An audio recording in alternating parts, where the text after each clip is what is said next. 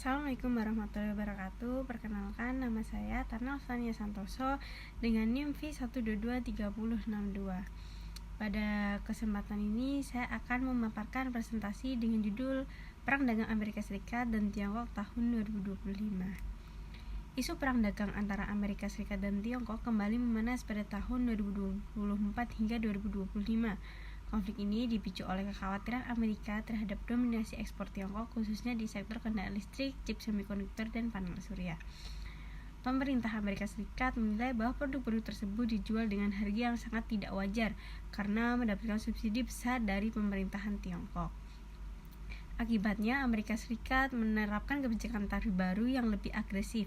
Konflik ini tidak hanya berdampak pada kedua negara, tetapi juga memicu ketegangan di pasar global serta mempengaruhi negara-negara lain termasuk negara Indonesia sendiri.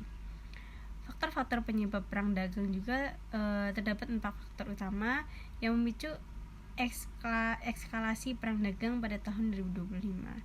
Yang pertama, tuduhan terhadap Tiongkok yang memberikan subsidi besar-besaran kepada industri kendaraan listrik dan energi hijau sehingga menciptakan persaingan yang tidak sehat. Yang kedua, ada kekhawatiran Amerika Serikat terhadap keamanan nasional akibat ketergantungan pada teknologi asal Tiongkok seperti chip dan perangkat elektronik. Dan untuk yang ketiga, ketegangan geopolitik terutama terkait isu Taiwan dan pengaruh ekonomi Tiongkok di kawasan Indo-Pasifik. Dan terakhir dan keempat, yaitu keinginan Amerika Serikat untuk mempertahankan dominasi teknologi yang saat ini mulai terancam oleh pertumbuhan ekonomi digital Tiongkok. Selanjutnya ada kebijakan tarif AS Tiongkok tahun 2025. Kebijakan tarif menjadi puncak dari eskalasi konflik ini.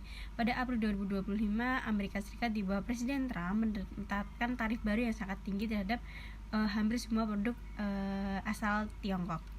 Misalnya kendaraan listrik dikenakan tarif hingga 100%, baterai dan panel surya sebesar 50%, serta chip semikonduktor sebesar 50%. Total tarif terhadap produk Cina bahkan mencapai 145% untuk beberapa kategori.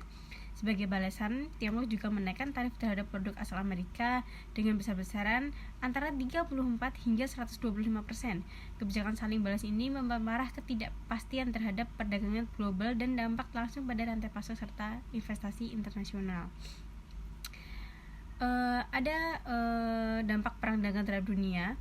Jadi konflik ini berdampak besar terhadap perekonomian global. Yang pertama, ketidakpastian pasar meningkat yang menyebabkan penurunan kepercayaan investor. Yang kedua, harga barang impor dan komoditas menjadi lebih tinggi akibat kenaikan tarif dan gangguan rantai distribusi. Dan yang ketiga, banyak perusahaan multinasional mulai mencari alternatif lokasi produksi di luar Tiongkok seperti Vietnam, Meksiko, dan Indonesia. Dan yang keempat, negara berkembang harus menghadapi risiko ganda seperti inflasi impor dan perlambatan permintaan ekspor. Di tengah konflik ini juga Indonesia memperoleh sejumlah peluang penting, yaitu dampak positifnya. Beberapa perusahaan asing mulai memindahkan fasilitas produksinya ke Indonesia, terutama di sektor otomotif dan elektronik. Kawasan industri seperti Batang dan Karawang mengalami lonjakan investasi baru. Ekspor Indonesia ke Amerika Serikat juga meningkat terutama untuk produk substitusi seperti tekstil, sepatu, dan komponen kendaraan. Selain itu, pemerintah Indonesia mempercepat hilirisasi industri untuk menarik investor yang ingin keluar dari pasar Tiongkok. Namun demikian, perang dagang ini juga menghadirkan berbagai tantangan atau dampak negatifnya yang serius bagi negara Indonesia sendiri, yaitu produk-produk murah dari Tiongkok seperti elektronik dan tekstil mulai membanjiri pasar domestik karena gagal masuk ke pasar Amerika Serikat. Hal ini menekan pelaku UMKM dalam negeri yang tidak mampu bersaing secara harga dan volume. Selain itu, ekspor Indonesia ke Tiongkok menurun, terutama untuk komoditas seperti kelapa sawit dan batu bara. Ketidakstabilan nilai tukar rupiah dan kekhawatiran pasar global juga berdampak pada investasi dan sektor keuangan nasional. Di sini ada contoh nyata dari dampak perang dagang ini. Dapat dilihat dari meningkatnya relokasi pabrik dari Cina ke Indonesia.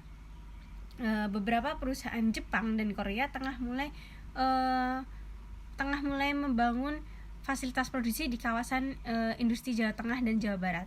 Di sisi lain, pasar domestik Indonesia dibanjiri produk-produk murah asal Tiongkok yang membuat banyak pelaku UMKM mengalami penurunan omset. Selain itu, ekspor ke Amerika mengalami peningkatan. Sementara ekspor ke Tiongkok justru mengalami penurunan. Ini juga menunjukkan bahwa meskipun Indonesia tidak terlibat langsung, tetapi tetap merasakan dampak yang signifikan dari konflik dagang global ini.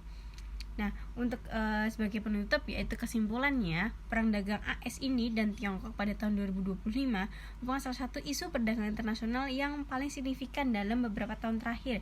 Konflik ini dipicu oleh faktor ekonomi, teknologi, dan geopolitik dan menghasilkan dampak yang luas bagi perekonomian di dunia, juga perekonomian Indonesia sendiri. Indonesia memperoleh manfaat berupa peningkatan ekspor dan investasi, namun juga menghadapi tantangan yang serius dan dari sisi persaingan impor dan ketergantungan ekspor ke Tiongkok. Oleh karena itu, Indonesia perlu bersikap adaptif dengan memperkuat industri dalam negeri, melindungi pasar lokal, serta membuka pasar ekspor baru agar tidak terlalu bergantung pada suatu negara atau satu negara. Sekian presentasi dari saya, kurang lebihnya mohon maaf. Terima kasih atas perhatiannya. Wassalamualaikum warahmatullahi wabarakatuh.